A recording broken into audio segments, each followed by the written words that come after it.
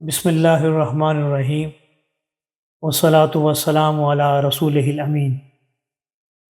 ہمارے آج کے مطالعہ حدیث کا عنوان ہے مومن کی کیفیت۔ حضرت ابو امامہ رضی اللہ تعالیٰ عنہ سے روایت ہے کہ ایک شخص نے خدا کے رسول صلی اللہ علیہ وسلم سے پوچھا، ایمان کیا ہے؟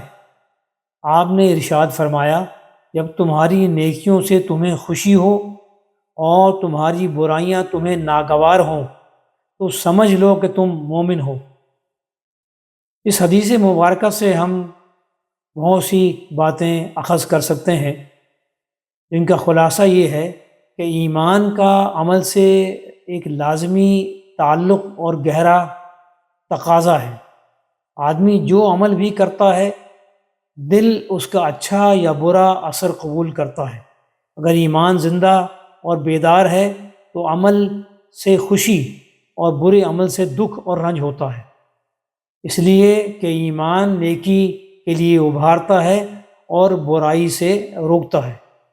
اللہ تعالیٰ سے دعا ہے کہ ہمیں ایمان کی مضبوطی کے لیے وہ تیاری کرنے کی توفیق عطا فرمائے جو اللہ تبارک و تعالیٰ نے اپنے قرآن مجید میں اور احادیث مبارکہ میں رسول اللہ صلی اللہ علیہ وسلم نے ہمیں پہنچائی ہیں۔